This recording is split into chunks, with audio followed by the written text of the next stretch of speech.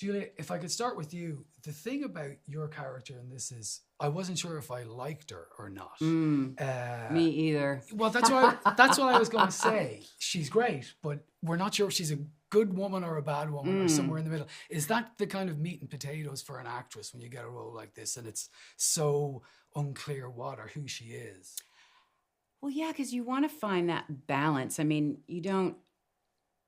I don't want her to just be unlikable, but there are things about her that are quite unlikable. And I think she's quite suspicious of people, and just her mind works in a way that is very different from my own. I'm sort of just give it all away from the beginning. So it was fun to find the nuances of her and still really believe that she's a good person, and she, loves her husband, and she has these nice kids, and there's potential, but it just needs to be excavated a bit. Yeah. Myha'la, I suppose the same question to you, because your character is the same. I guess there's like Ethan's character is maybe wholly good, but your character is very nuanced as well. Was that the feeling you got from it when you read it? Yeah, I mean, I was like, yes, Ruth, you're right. Go girl. I was like on her side from the beginning. But yeah, I love a polarizing person, but more than that, like people are many things at once, well-intended, but maybe poorly executed, and well-intended, but maybe poorly executed. I mean, but the most interesting thing to me was like the way these two characters went head to head. Yeah. And there was lots of truth and like rightness in both of their perspectives. Yeah.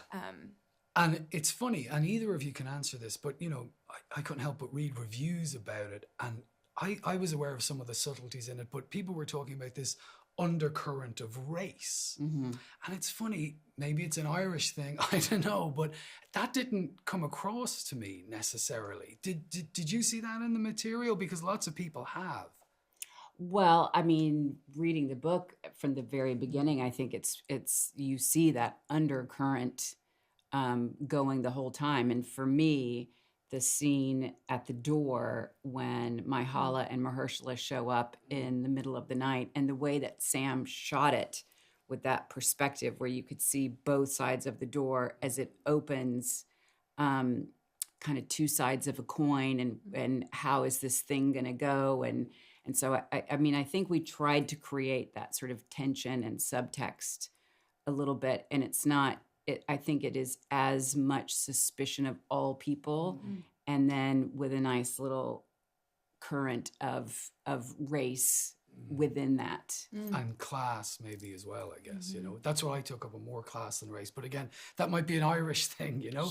And Myha'la, the interactions with Julia, it's funny because you start off really not liking each other, and then without giving any kind of spoilers, the SH1T starts to hit the fan, and you kind of have to get over yourselves and prejudices about class or race or whatever and work towards a common end. I guess that's part of the message of the movie, if there is one. Sure, yeah. I mean, I think in all things, there does come a point where you're like, okay, well, too much bad stuff is happening, and we don't have a choice but to work together if we want to survive, if you want to go to extremes.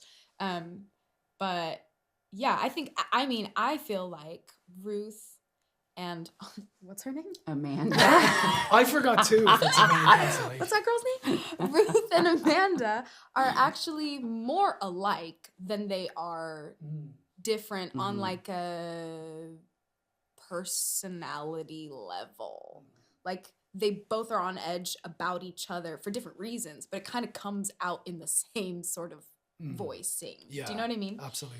So I feel like in the end, we're really all just the same. We all just want to get along.